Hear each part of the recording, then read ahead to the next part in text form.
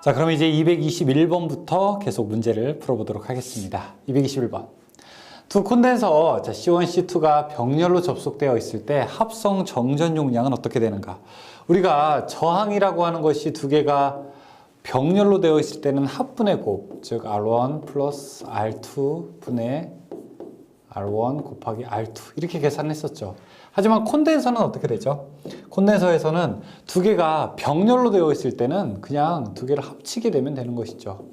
대신 이제 직렬일 때가 다르죠. 직렬일 때는 저항은 두 개를 합치는 반면 콘덴서는 합분의 곱으로 계산되죠. 자, 병렬입니다. 병렬은 두 개를 더하면 됩니다. 136, 세 개가 병렬로 되어 있습니다. 합성 10.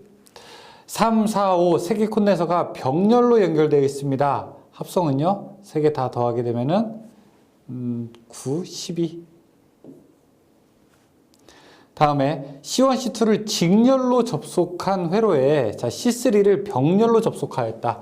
C1, C2가 직렬로 연결되어 있는 회로에 하나, C1, 둘, C2 직렬로 연결되어 있는 회로에 자, C3를 병렬로 연결하였다. 그러면 이때 합성은 어떻게 되는가?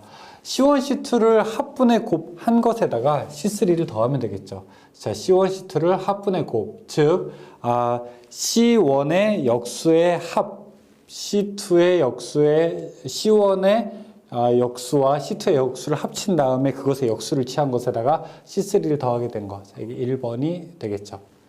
다음에 6, 4 두 콘덴서를 직렬로 접속할 때 합성은 합분의 곱, 6 곱하기 4분의 짜잔 6 더하기 4분의 6 곱하기 4 그러면은 2.4. 자, V가 200V, C1이 10 마이크로페럿, C2가 5 마이크로페럿인 두 개의 콘덴서가 병렬로 접속되어 있다. 자, 콘덴서 두 개가 병렬로 접속되어 있는데 자, 이때 하나가 C1이 10 마이크로페럿이고요. 그 다음에 C2가 5 마이크로페럿이라고 되어 있습니다. 이 콘덴서에서 C1에 축적되는 전하가 얼마냐고 물어보고 있죠. C1. 그러면 양쪽에 걸리는 전압이 200V이기 때문에 자, 두 개를 그냥 곱하면 되겠죠. Q는 C1에다가 V를 곱하면 되는 것입니다.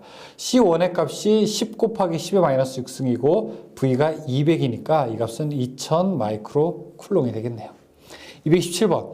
규격이 같은 축전지 두 개를 병렬로 연결하였다. 다음 중에서 옳은 것은 무엇이냐? 자, 축전지 두 개를 병렬로 연결하면요. 전압은 변하지 않고 용량만 2배가 된다.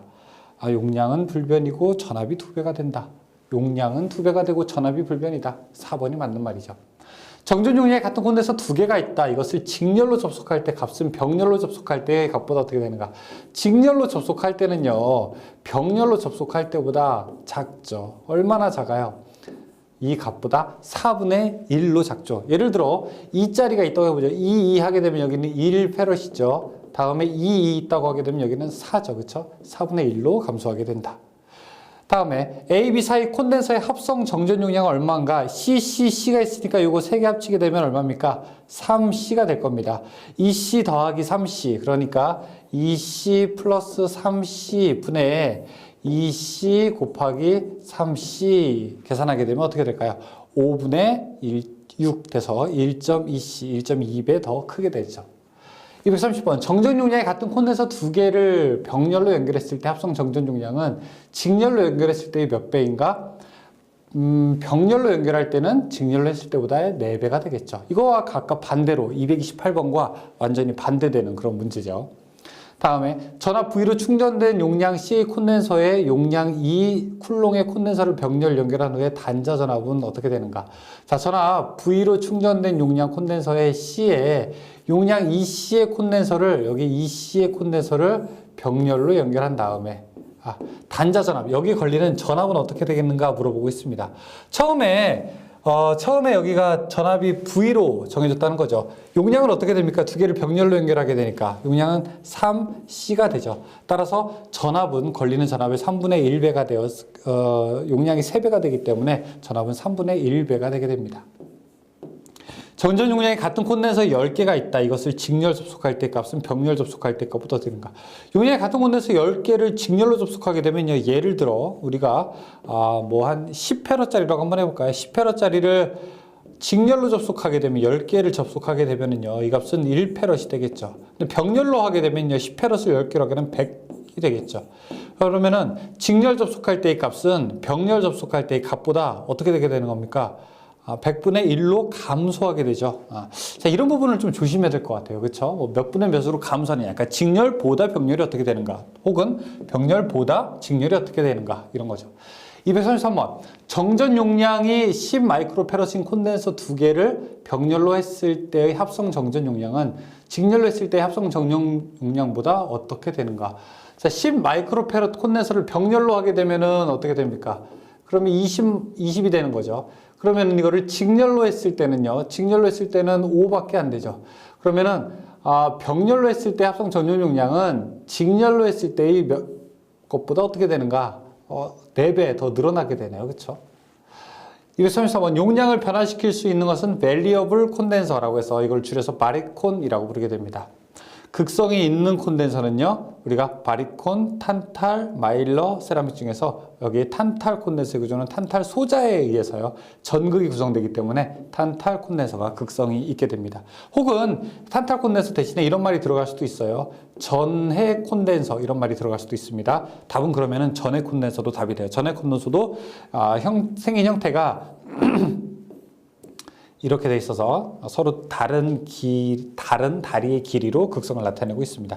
비유전율이 큰 산화티탄 등을 유전체로 사용한 것으로 극성이 없으며 가격에 비해 성능이 우수하여 널리 사용되고 있는 콘덴서는 무엇인가? 답은 세라믹 콘덴서가 되겠죠.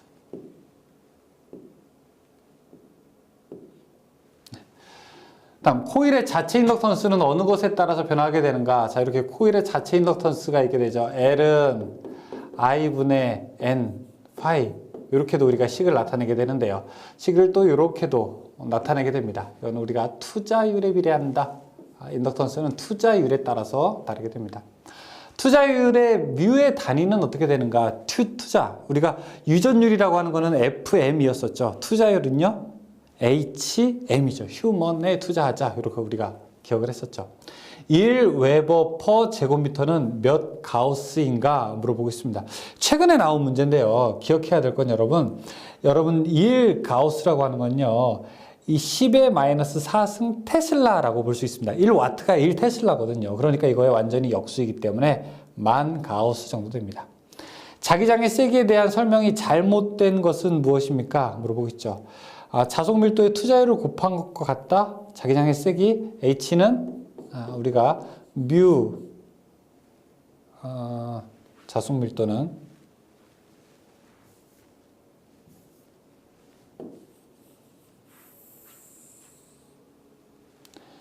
자속 밀도 B는 뮤 H가 되어서 자속 밀도 자기장의 세기로 물어보고 있죠. 자기장의 세기 H는 이렇게 됩니다.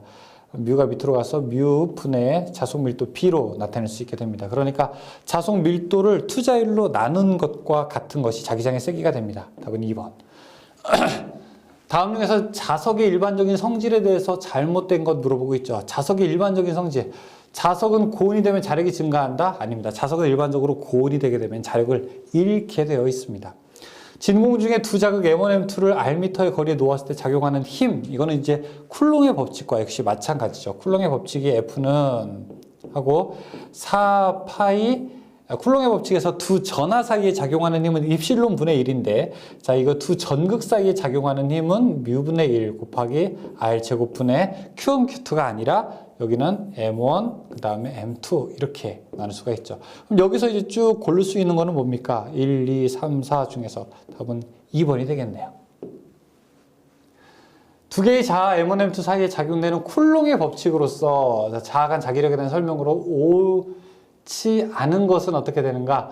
두 자아가 동일 극성이면 반발력이 작용한다. 맞죠? 두 자아가 서로 다른 극성이면 흡입력이 작용한다. 맞죠? 두 자아가 거리에 반비례한다. 여기는 곱에 비례한다. 거리에 제곱에 반비례하게 되는 거죠. 3번이 잘못됐네요. 다음 물질 중에서 반자성체는 무엇입니까? 여기 반자성체 쭉 나와 있게 되는데 이거 한번 기억해 보시죠. 탄소, 실리콘, 안티몬, 구리, 아연. 반자성체는 구리에 해당됩니다. 역자성체 내에서 비투자율은, 역자성체라고 하는 거는 반자성체인데요. 이게 비투자율이 1보다 더 작은 걸 의미해요. 상자성체는 1보다 큰 거, 그리고 강자성체는 1보다 아주 큰 거를 이야기하고 있습니다. 따라서 역자성체 내에서 비투자율이라고 하는 거는 1보다 작은 거를 의미하고요. 여기 해설과는 반대로 이 좌우가 반대로 되어 있는데 의미는 똑같게 되죠. 3번이 답이 됩니다. 반자성체에 속하는 물질은 무엇인가? 여기 어디 있어요? 반자성체 여기 쭉 있게 되는 것이죠. Ag가 은이죠. 3번. 다음 물질 중에서 반자성체는 무엇인가? 똑같은 문제네요. 그렇죠? 구리. 다음 강자성체의 세 가지 특성에 포함되지 않는 것은 무엇입니까? 강자성체라고 하는 것은 뭡니까? 아주 강한 자력을 가지고 있는, 자력이 쉽게 되는 물질, 리, 코, 철, 망 이런 거죠. 이런 것들이 가지고 있는 가장 큰 특징, 뭐 포화성, 그 다음에 히스테리시스, 그 다음에 고투자율, 그런데 와전류 특성이라고 하는 것은 관계는 없습니다. 다음 설명 중에서 옳은 것은 무엇입니까? 라고 해서 찾고 있죠. 자, 상자성체는 자화율이 0보다 크고 반자성체에서는 자화율이 0보다 작다. 상자성체. 아까 지금 보시게 되면은 이건 자화율 문제죠. 자화율. 뒤에 해설 한번 보시게 되면은 상자성체 비투자율이 1보다 크게 되고요. 그 다음에 자화율은 0보다 크게 된다.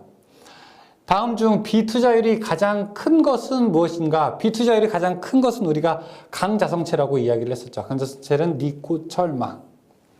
진공의 투자율이라고 하는 거. 진공의 투자는 4파이 곱하기 10-의 7승. 자, 요게 3번이 답이고. 2번은 뭐예요? 진공의 유전율이죠. 그렇죠? 네. 다음 진공 중에서 같은 크기의 두 자극을 1m 거리에 놓았을 때 그 작용하는 힘은 어떻게 되는가? 힘을 계산하게 되면은 진공 중에서니까 원래 힘 F는 자, 이렇게 돼요. 4파이 뮤 제로분의 1 곱하기 R 제곱분의 M1, M2. 그런데 여기에서 우리가 진공의 투자율이라고 하게 되면요. 4파이 곱하기 10의 마이너스 7승 헬리퍼메터 분의 1 그리고 R 제곱분의 M1, M2가 됩니다. 이 숫자를 계산하면요. 6.33 곱하기 10의 4승이 돼요. 이거를 이제 계산하게 되면. 그래서 6.33 곱하기 10의 4승이 나오는 겁니다. 지금 근데 거리가 1m라고 했고요. 1의 제곱분의 1 곱하기 1이 되니까 답은 6.33 곱하기 10의 4승 그대로 쓸 수가 있겠네요. 답은 1번이 되겠네요. 공기 중에서 1웨버에서 자극에서 나오는 자력선의 총수는 몇 개인가? 가우스 정리로 우리 계산하면 되겠죠.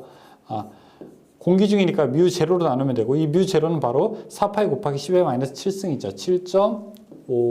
7.59958 곱하기 10의 5승.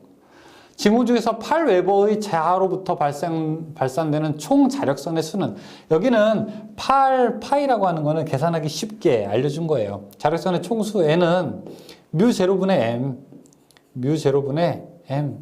뮤 제로가 얼마예요? 4파이 곱하기 10의 마이너스 7승 분의 M 8파이.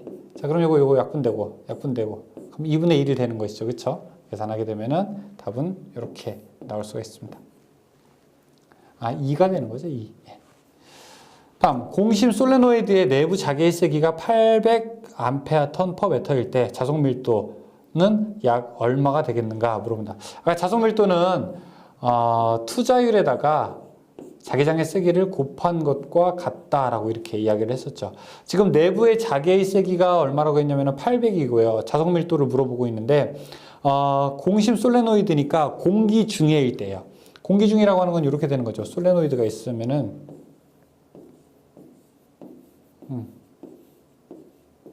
이렇게 이제 감겨있는 형태 4파이 곱하기 10의 마이너스 7승 곱하기 자기장의 세기 800 계산할 수 있습니다. 계산하게 되면은 답은 1번. 자, 지금 계산 문제 몇 가지 나오고 있는데 이거 여러분들이 꼭 한 번씩 풀어보셔야 됩니다. 아셨죠? 자개의 세기가 1500이다. 자, 자속 밀도가 2.8웨버이다. 이 공간의 B 투자율은 얼마가 되는가? B 뮤 H라고 얘기했는데 이 뮤라고 하는 거는 진공의 투자율에다가 비투자율 곱해 H 이렇게 되는 거지. 이거는 여러분 기사 정도에서나 우리가 조금 더 깊게 들어가도록 하겠습니다. 그럼 여기서 이제 비투자율을 물어보게 되는데 비투자율은 뮤S예요. 비투자율은 뮤 제로 H 분의 B 이렇게 계산할 수가 있죠. 따라서 이렇게 계산하게 되면은 1486 또 그냥 알려주지는 않죠. 1.48 257번 비투자율 1인 환상철심 중에 자장의 세기가 H였다. 이때 비투자율이 10인 물질로 바꾸면 철심의 자속 밀도는 어떻게 되는가? 비투자율이 여기서 10인 물질로 바꾸면은 자속 밀도도 10배로 더 커지게 되겠는 거죠. 답은 2번이죠. 비투자율 뮤S 자속 밀도 B인 자개 중에 있는 M의 점 자극이 받는 힘은 어떻게 되겠는가? 힘은 이렇게 우리가 계산할 수가 있습니다. 원래 힘 F는 MH 어떤 자기장의 세기 H인 곳에 M 웨버의 자극이 받는 힘의 크기를 우리가 이렇게 설명하게 됩니다. 그런데 여기서 H라고 하는 거는 또 어떻게 계산할 수 있습니까? 뮤 분의 B 이렇게 계산할 수 있죠. 따라서 M 곱하기 뮤 분의 P 계산할 수가 있고 뮤라고 하는 건 뭐예요? 투자율이라고 쓰죠. 투자율은 진공의 투자율에다가 그 다음에 비투자율을 곱하게 된 것 분의 B 이렇게 계산할 수가 있죠. 그러니까 답은 몇 번이 되는 겁니까? 답은 2번이 되겠네요. 250번. 공기 중 자장의 세기가 20A인 곳에, 암페아 턴/미터인 곳에, 20인 곳에 8 곱하기 10의 3, 마이너스 3승 웨버의 자극을 놓으며 작용하는 힘. 힘 F는, 자, MH, 20 곱하기 8 곱하기 10 마이너스 3승 0.16. 공기 중에서 자장의 세기가 100 암페아 퍼 미터인 점에서 8 곱하기 10 마이너스 2승의 자극을 놓을 때 작용하는 힘은 어떻게 되겠는가? 역시 두 개를 곱하면 되겠죠. 8. 500A 턴/미터의 자개 중에 어떤 자극을 놓았을 때 3 곱하기 10의 3승 뉴턴의 힘이 작용했다면 이때 자극의 세기는 어떻게 되겠는가? 똑같아요. F는 MH. 내가 식을 모르겠어요. 도대체 그러면 어떤 식을 써야 됩니까? 한번 해볼게요. 이거 H 자기장의 세기죠. 그쵸? 그 다음에 자극을 놓았을 때 뉴턴. 이거는 힘이죠. 그쵸? 그럼 자극의 세기는 얼마인가 물어봤으니까 이건 M이죠. F, M, H 세 가지 가지고 풀 수 있는 건 이거 하나밖에 더 있어요. 그러면은 M은 풀 수 있죠. H분의 F. H 값이 얼마? 500. F 값이 얼마? 3000. 답은 6. 자, 500A 턴/미터의 자개 중에 어떤 자극을 놓았을 때, 힘이 작용했을 때 자극의 세기는 어떻게 되는가? 이거 어떻게 됩니까? 문제. 똑같은 문제네요. 그쵸? 자, 이게 H, 그 다음에 여기는 5000이 되겠죠? F. 그러면 계산하게 되면은 M은 H분의 F, 자기장의 세기 500분의, 자, 여기는 5000. 그러면은 10인가요, 다? 10이죠. 다음 중 전속 밀도의 단위를 바르게 나타낸 것은 무엇인가? 쿨롱 퍼 제곱미터. 어떤 밀도라고 하게 되면요, 우리가 반드시 면적 분해죠, 그렇죠? 그러니까 여기에 바로 면적이 나와 있는 거, 이걸 우리가 전속 밀도라고 하게 되죠. 그럼 이거 웨버 퍼 제곱미터는 뭐예요? 어떤 면적당 몇 웨버, 자개의 세기 자개가 얼마큼 있느냐라고 하는 건 이건 자속 밀도의 단위가 되겠죠. 비오사발의 법칙은 어느 관계를 나타내는가? 전류가 만들어지게 되면 자기장의 세기가 얼마나 센지를 나타내는 것을 비오사발의 법칙. 전류에 의한 자기의 발생 방향을 결정하는 거는요, 오른손이죠. 그렇죠? 앙페르의 오른손 법칙, 오른나사 법칙, 오른손 법칙. 전류와 자개 사이에 직접적인 관련이 없는 것은 전류와 자개를 이야기하는 관계가 아닌 것은 앙페르 오른나사, 전류가 흘렀을 때 자기장의 방향, 비오사발의 법칙, 전류가 흘렀을 때 이 도선으로부터 어느 정도 떨어진 곳에서의 자기장의 세기, 플레밍의 왼손 법칙, 우발, 좌전, 이건 전동기 법칙, 전류와 자기장, 쿨롱의 법칙, 전류와 자개는 아니죠. 전기와 자기 요소를 서로 대칭되게 나타내지 않은 것은 무엇이냐? 자속이라고 되어 있는데 전속이 아니라 이거는 전류가 됩니다. 이 자기회로에서는요, 자속이 흐르지만 전기회로에서는 전류가 흐른다고 우리가 이야기를 하고 있기 때문에 그렇습니다. 자기 저항은 자기 회로의 길이에 땡땡하고, 여러분, 길이가 길수록 저항이라고는 어떻게 되죠? 길어지게 되죠. 따라서 길이는 비례하게 됩니다. 비례하게 되고, 자로의 단면적과 투자율의 곱해는 반비례한다. 비례, 반비례. 1번. 다음 중 자기 저항의 단위에 해당되는 거. 자기는 자기는 암페어 턴 퍼 웨버. 뭐 우비를 입으면 아트야. 뭐 이렇게 우리가 정규반에서 그런 얘기도 했었죠. 반지름 A, 단위 길이당 건수 N, 전류가 I인 무한 솔레노이드 내부의 자기장의 세기는 어떻게 되겠는가 물어보겠습니다. 자기의 세기는 그냥 두 개를 F는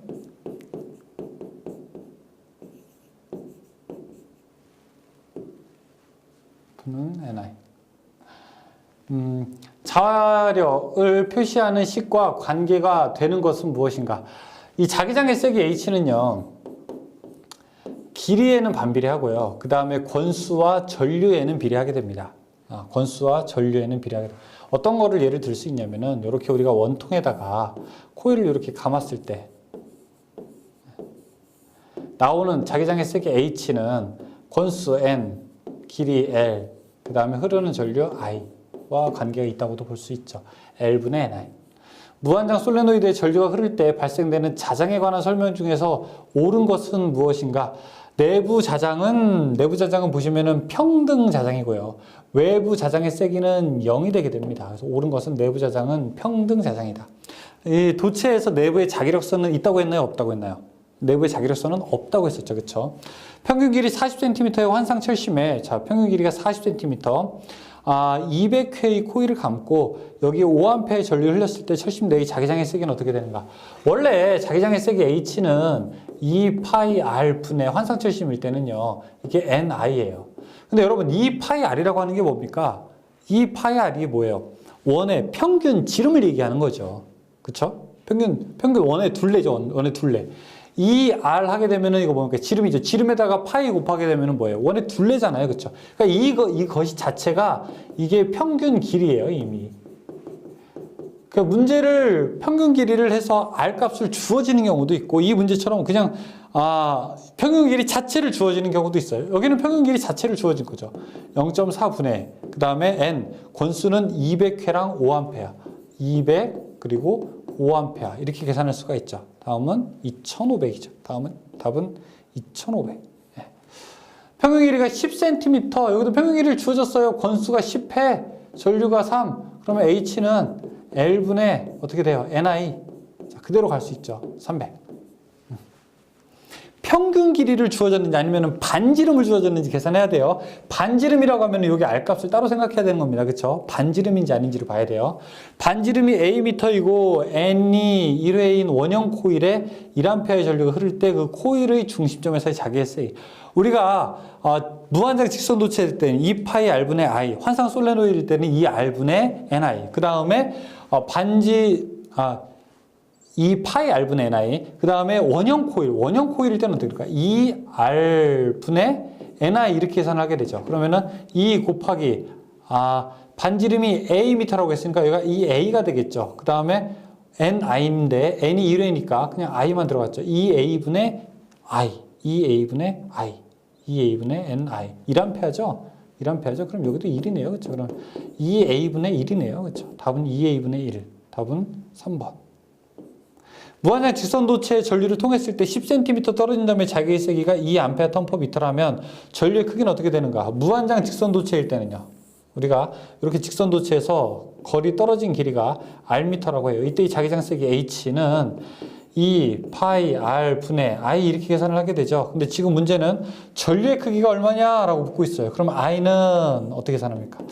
2파이 R H 계산할 수 있겠죠. 2 곱하기 3.14 곱하기 0.1m 곱하기 자기의 세기가 2 쭉쭉쭉 계산해보세요. 2, 2, 4, 4, 3, 12 뭐 1점 뭐 나오겠네요. 답은 1번 1.16 답 맞죠?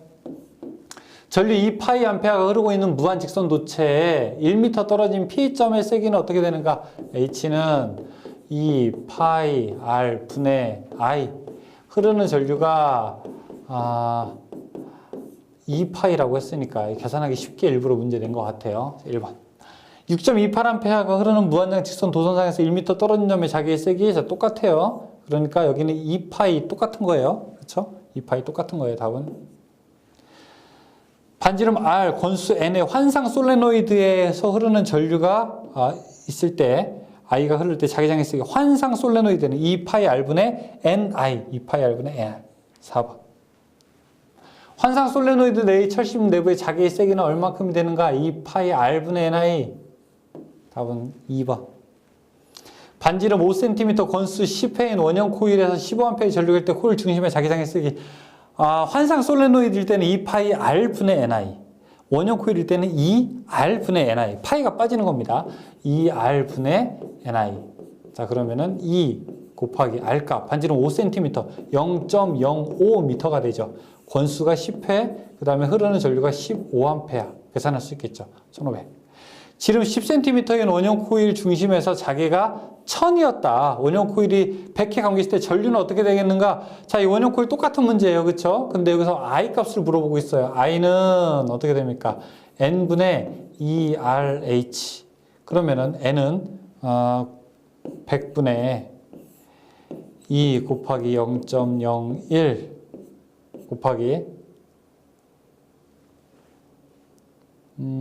아니죠. 이게 지금 지름이죠. 그쵸? 지름이니까 실수할 뻔해. 지름이 10cm라고 하잖아요. 그쵸? 10cm니까 i는 n분의니까 n분의 권수분의 2 곱하기 10cm니까 5cm가 반지름이 되는 거죠. 0.05죠. 0.05. 이런 거 조심해야 됩니다. 그쵸? h 1000이었다. 이렇게 합분되고 5, 21 이렇게 되려나요? 답은 1. 이런 문제가 어려운 문제예요. 그렇죠. 환상철심에 감은 5A의 전류를 흘려 200A 턴의 기자력을 발생시키고자 한다. 자, 코일의 권수는 얼마나 되는가? 5가 뭡니까? 5가 흐른 전류 I. 여기는요, 힘 F. 그 다음에 권수는 N. FNI로 풀 수 있는 거. 이게 지금 2000A 턴이래요. 암페어는 5니까 턴은 얼마를 해야 되느냐 하는 문제죠. F는 NI. 지금 권수가 권수를 모르는 거죠. 그렇죠? 여기가 2000이고요. 이미 2000이고 권수 N 곱하기 5. 얼마를 해야 됩니까? 400. 답은 4번. 자기 회로의 길이가 L, 단면적 A일 때, 투자율일 때 자기 저항을 나타내는 것은 뭘까? 지금 뮤 A분의 L 이렇게 계산할 수 있겠죠. 이건 하나 여러분들이 기억해 두세요. 암기하세요. 이렇게 뮤 A분의 L로 나타낼 수도 있고요. 이렇게 뮤 S, 이 S가 면적을 나타내는데 면적을 나타낼 때 기능사뿐만이 아니라 나중에 이제 기사, 산업기사에서도 자, S로 나타낼 때도 있고 A로 나타낼 때도 있습니다. 여러분 여러 가지 좀 사용할 수 있어요. 그 다음에 아까 콘덴서에 있어서도 간격을 나타낼 때 이렇게 어떤 거는 D로도 나타내고 어떤 거는 L로도 나타낼 수 있으니까 이런 거 여러분들 조금 좀 폭넓게 생각을 하실 필요도 있습니다. 자기 회로의 자기 저항에 대한 설명으로 옳지 않은 것은 무엇이냐? 자기 회로의 길이에 반비례한다. 자기 회로의 길이에 비례하게 되죠. 저항이라고 하는 거는요. 길이가 100cm, 단면적 6.4 곱하기 10의 4승 제곱미터, 비투자율이 50인 철심을 이용하여 자기 회로를 구성하면 자기 저항은 얼마큼 되는가 물어보겠습니다. 자기 저항은 이거 계산식 좀 길어요. R은 뮤 S분의 L 이렇게 계산할 수 있겠죠. 이 뮤라고 하는 거는요. 진공의 투자율에다가 비투자율을 곱한 거예요. 뮤 S 뮤 제로 S분의 L 이렇게 할 수 있고요. 뮤 S라고 하는 거 비투자율이 여기서는 얼마예요? 50이죠. 그러면은 50 곱하기 4파이 곱하기 10의 마이너스 7승이 되고요. 그 다음 면적을 보게 되니까 6.4 곱하기 10의 마이너스 4승이라고 되어 있네요. 그러면 6.4 곱하기 10의 마이너스 4승 분의 길이는 얼마냐면 100cm래요. 이거는 길이는 1m가 되겠죠. 미터로. 계산하게 되면은 자, 요 숫자가 나오게 됩니다. 2.5 곱하기 10의 7승. 2.5 곱하기 10의 7승. 지금 보기가 286, 10의 마이너스 2.5 곱하기 10의 25 곱하기 10의 7승. 요거는 제가 하나, 둘, 셋, 넷, 다, 일곱. 2.525. 자, 이거 보기는 제가 확인을 한 다음에 여러분들에게 다시 한번 말씀을 드리도록 하겠습니다. 2.5인데 25로 되어 있네요. 네, 288번부터 보겠습니다. 평행한 두 개의 도선의 전류가 서로 같은 방향으로 흐를 때, 자, 두 개가 서로 이렇게 도선이 있는데 같은 방향으로 흐를 때 두 도선 사이에서 자기의 강도는 한 개의 도선일 때보다 어떻게 되는가? 한 개의 도선일 때보다 자기의 강도가 어떻게 되는가 물어보고 있습니다. 지금 이제 보기를 보시게 되면은 첫 번째는 더 약해진다. 그 다음에 더 강해진다. 자, 같은 방향으로 전류가 흐르면 자기로서는 반대 방향으로 발생되기 때문에 서로 상쇄되어 자기의 세기는 감소하게 된다. 답은 1번으로 가겠죠. 이 문제는 근데 조금 애매한 문제이기는 합니다. 자기회로에 대한 설명으로 틀린 것은 무엇인가? 자, 전기회로는 정전 용량에 해당되는 것이 없다. 자기 저항에는 전기 저항의 줄 손실에 해당되는 손실이 있다라고 했는데, 자기 저항에는 전기 저항처럼 열로 발생되는 줄 손실은 없게 됩니다. 2번이 잘못된 거죠. 다음 중 기자력, 이 전기를 지속적으로 내는 힘을 우리가 기전력이라고 하게 되는데, 기자력은 자기를 계속 지속적으로 내는 힘을 우리가 기자력이라고 하게 되는 것이죠. 기자력에 대한 설명으로 옳지 않은 것은 무엇인가 물어보고 있습니다. 지금 보시게 되면 코일에 전류를 흘렸을 때 전류 밀도와 코일의 권수의 곱셈의 크기와 같다라고 되어 있는데, 이 기자력 힘 F는 N, 권수와 그 다음에 전류의 곱과 같게 되는 거고, 그래서 이 전류인 I와 권수인 T가 되어서 암페어 턴이 되게 되는 겁니다. 자, 여기까지 290번까지 문제를 풀어봤는데요. 잠깐 쉬었다가 이 다음 시간에 뵙도록 하겠습니다. 수고하셨습니다.